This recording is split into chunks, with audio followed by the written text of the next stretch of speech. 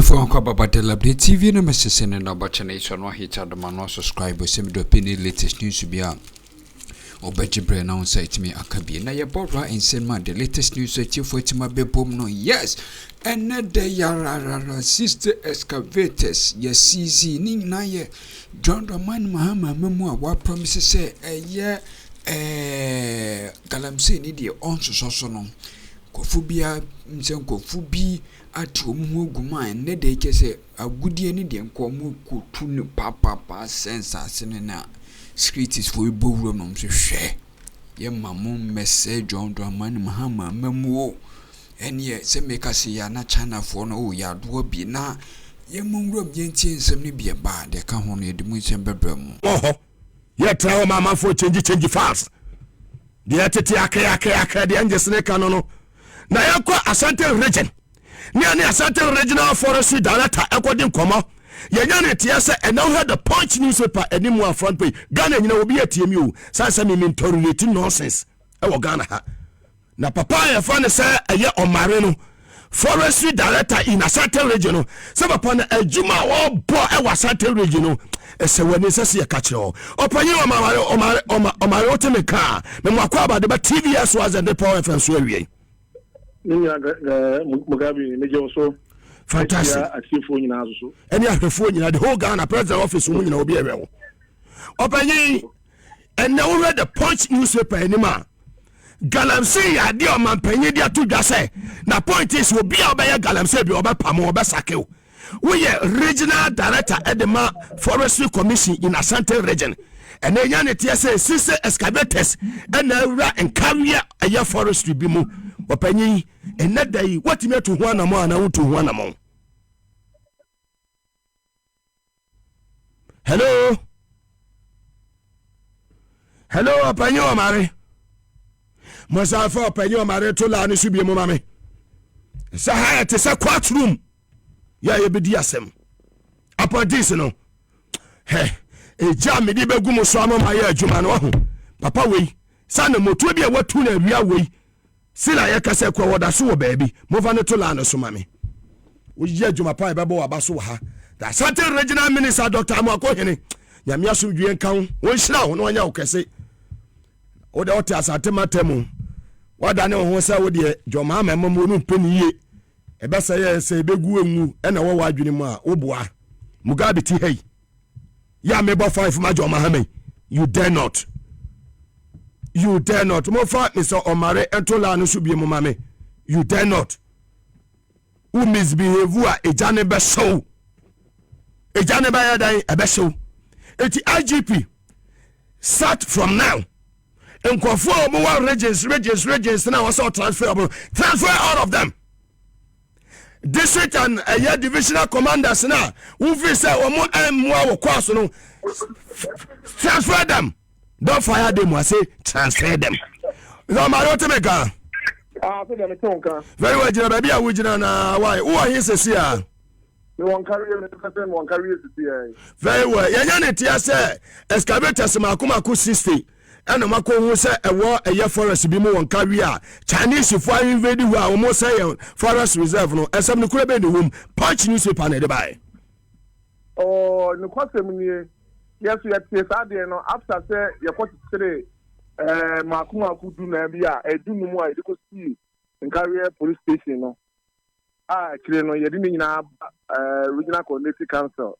Actually, you say nyanti say ebi mo san de mra som sama ban wura semra adubewura forest ni mu.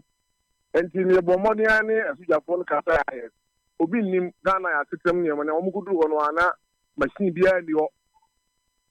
Machine bia ni ho na omsan ba o machi nti so obi sa me a kana tie very well not just what me to anamon amasa Chinese fo ni kofo bi motimi a chebe yedu na wasate matem onyas anede ya tire mako me nsa since na yinya du 9 excavators na mako 14 and a bulldozer ba ko so e ka ho e ma ni du num it is out of one match wo no mo hen Omo approach from someone omgusu yenzimu tumo mo kanu we wadwane ana da bi omo enya omo na do ba approach from someone eti do mu kan ne se be ka no etimu gusu aposi fo gusu hwesa ankofo no Abanye adwuma no ndi ya na den na ya boda wura ba sa ban abejo ma ben say on pegalam say di 18 na Chinese for ni Ghana for bi mo kan bo ma wo mo da so say yan forest no e wo man mu a se eya we ho sem say ye nyina setimafo omanfo na ebi no hise enipa bi achi eye sa ne man a empampa so ge bia embre na adwuma no se kan so die na esi fom se ne na no ye bo modern phone protocol nyina boa ya itimi ko na e be si ho a e giri se nya sa to ho chen so a e betimi ayama perform dai kura me le sa ne ho eti woni task force amo Ashanti region ya regional minister champion da course Dr. Mwako in the fantastic regional minister no wujiri se course na mo champion no ebetime wi peye in Ashanti region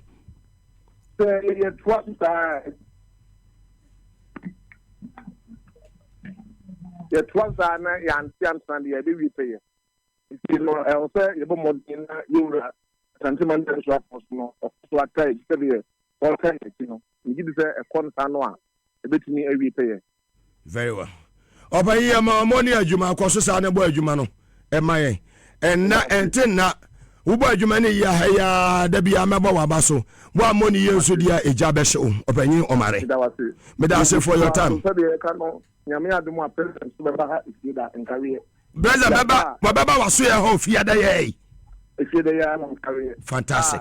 Yeah, program be free for life, free for station initiative. It's the first of it can they already present or by launching or sentiment one and sentiment one so no. Yeah, be one career and it's much na maba me say humano course one na to pretty western biano e course nti the sremo so no nyame adom afie da momra number 3 na yes me dwuma bi no so nyɛ hey, na TV as well as the Power FM ne ya ma here for ne beba. Opanye eya Omari Ashanti Regional Forestry Director and na Power FM and TV as well as and Mugabe 900 million NGs ni na ada wase. Fantastic. Meda opanye ase. Very well. Emre wum. Mo fa me ko eya Ghana Shippers Authority. Yes. Na me ne eya acting CEO ya fa ne se Professor Rand for Jampo enko twetwe enkomo ni ahwede ye ekoso happiness ni ekoso ewo Ghana Shippers Authority me se makase si oso ne mu ayayi mu ni nyina no me dia madwuma ne se me tena ha am make sure say mo baba adwuma ma joma ha ma succeed na ntia eba no mo fra ne ma me mfa ne to la no so ma mesisi a ntia ebobo eba ene awie no e se se wo kwahwe Ghana Shippers Authority aso ya wa ho bon contract awodo bi o masensan no wo a wo yembe hyew na Professor Jampo yani we senior political science lecturer at University of Ghana Legon wo de na ya yeden asifom ya enei sa contract no se akufo adon kofo no ani asan ye ni ase eye 10 million Ghana cedis ya Professor Jampo said there be about we ntimi ntua ye reset you bet me at 50%, which is 5. Almost a bay. And now you pass a cacum. Yes, yet to the cocoonum. Nas said, oh, she said, ye. Ghana, see, I day. Retired soldiers, see a jubilati. Retired soldiers, a jubilati. Now retired police officers, a jubilati. It cut across everywhere. W014 retired dogbe mo eni wo mo maka okoba bia obi attacking kama kata ni attack wo make kan shem kama yes angels no ko ani age angels na ni age o sa amemo ni ko yie